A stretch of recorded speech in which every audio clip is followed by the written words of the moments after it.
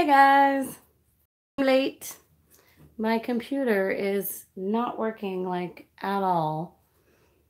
So give me just a second to see if I can get the comments up there. I'm trying my tablet because my computer is just being... There we go. Okay, I'm here. I can see myself. All right. Oh, hello. Oh my gosh. Literally trying to get my computer to open YouTube for like the last 10 minutes. So anyways, I don't know what's wrong with it. But anyways, I wanted to talk to you guys today more about selling art online. I get a lot of questions about where's the best place to sell art online? Should I sell it on Etsy, on Fine Art America, or, you know, wherever. The problem is there's way too many places. There's way too many options. So to do like a valid test or comparison would have to, it would, I think, be impossible. The ones that I have used before are Etsy, Store Envy, Fine Art America, and then Redbubble and Zazzle, which are really for prints. They're not really for original artwork. And then, of course, like Facebook, other social media, and my own website. Those are the ones that I have tried myself. Oh my gosh, my computer just decided to work. So those are the ones that I have actually tried myself. Basically, whichever one you pick, I don't think it's necessarily going to make that much of a difference if you don't do your own promotion. And you're welcome, El Spicy. Let's make sure this is on mute. I don't know what's up with my computer. Yeah, if you don't do your own promotion, if you're not known, then the only other way to make any of those work is with amazing keywords and amazing photographs. That's literally the only way to do it. Oh, hey. So yeah, to give you like a review of each one is really impractical, to be perfectly honest. So the two things you're going to want to do are, one, study up very well on the keywords of what you're selling. So if you're selling watercolor paintings, you're going to want to research which are the top searched keywords for that, for people who want to purchase that. And there are different sites that you can go on that. I've discussed that before. There's a link I can put in the description after this too on Google keyword search. Oh my gosh. I'm just going to put this away before I throw it out the window. All right. So there's, yeah, Google keyword search that you can do. And then also, even just a fun little test is to go to Google itself and you start typing it in, or go to YouTube, or go to Etsy. Go to anywhere where people would be searching for things. Start typing in, let's say, watercolor, and see what the next word comes up is. That can tell you right there. Leave the laptop, take the cannoli. That can tell you right there that that is something that is highly searched for. So that is your step one, is research keywords, get amazing photographs, which I did the video on proper lighting and everything. I'm still working on that myself. There's always room for improvement. So I just started using a new background. If anyone goes to my Etsy or my Instagram, you'll see a new background on a lot of my paintings that I'm now posting for sale. So it definitely looks a lot better than the previous way that I was taking the photos. So always work on improving, definitely. But those are going to be your key things, the keywords and your title. And then secondly, the thing you're going to want to look at is the fees. Each of those sites has their own fee in some way, shape, or form, unless, of course, you're selling directly on your own website or on social media. That, of course, is going to be free.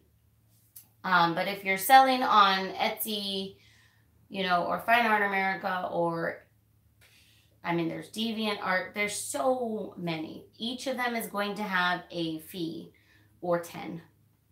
One thing I don't like about Etsy is they have crazy amounts of fees. Like, I'm literally currently looking for a new place to sell my art as well, besides my own website, because I'm not necessarily interested in setting up and maintaining my own store. So that is a good thing about these versus doing it on your own website, is that they do half the work for you. You know, they set it up all nice. You don't have to worry about coding on your website or setting up an e-commerce website or any of that stuff, you know. Plus, they take the payments for you. Plus, like, Etsy calculates the shipping for you. You know, all of that stuff you would have to set up yourself or pay someone to set up on your website. So for that reason, right now for me, it is most beneficial to have my artwork being sold through another site, through a third party, because it's just, I don't have the time. I don't have the time to set that up on my website and to maintain it and whatnot. If you have the time, or if you have someone that can do that for you, great. That can save you a lot of money. But otherwise, yeah, it makes sense to use, yeah, love me some free shipping. Woo-hoo. Otherwise, it makes sense to use, you know, Etsy or Find Art America. So just research the fees. They're going to have payment fees. They're going to have listing fees. Then they're going to have a fee for when you sell a piece.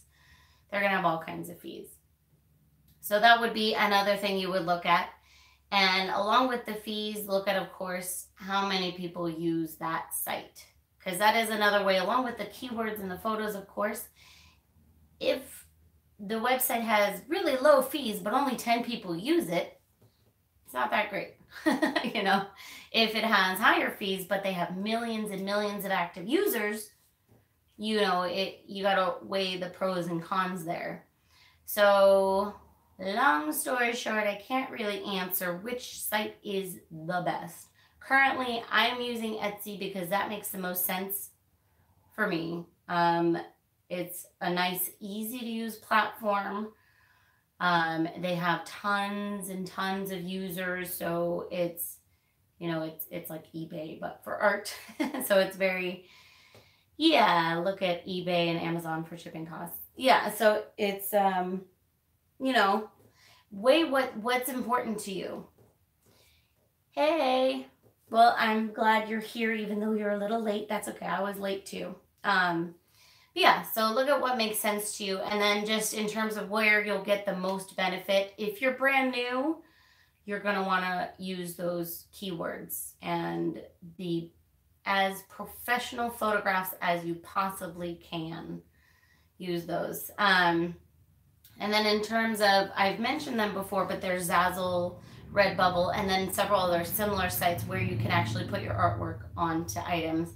I would do both. So like I have my stuff on Etsy, and then I have a Zazzle.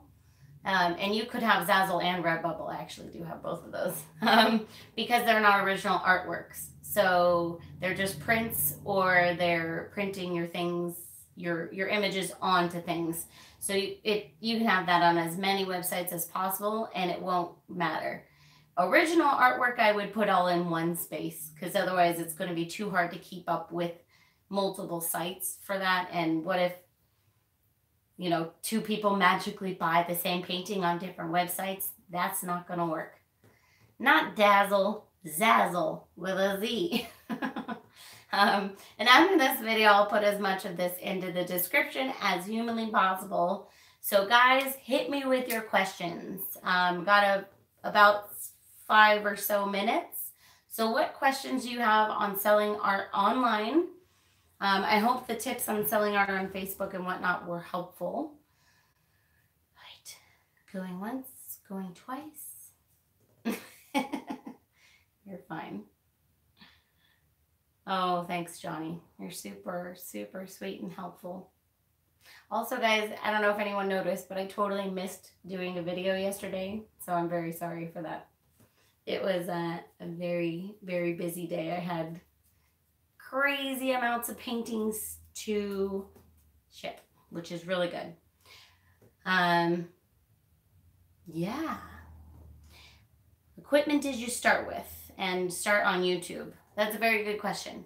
I started with my phone and I still use my phone. I don't use anything fancier. Right now I'm filming on my phone.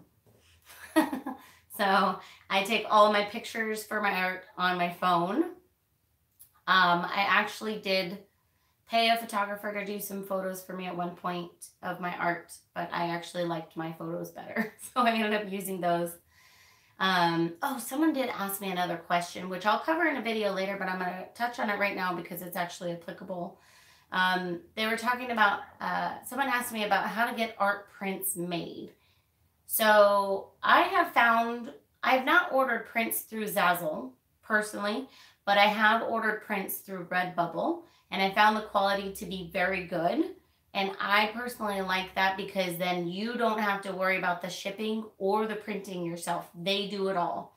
However, when I lived in San Diego, I had actually a local printer that I would go to get prints made because I was doing it all myself at that point, doing my own shipping. I was putting together my portfolio and whatnot.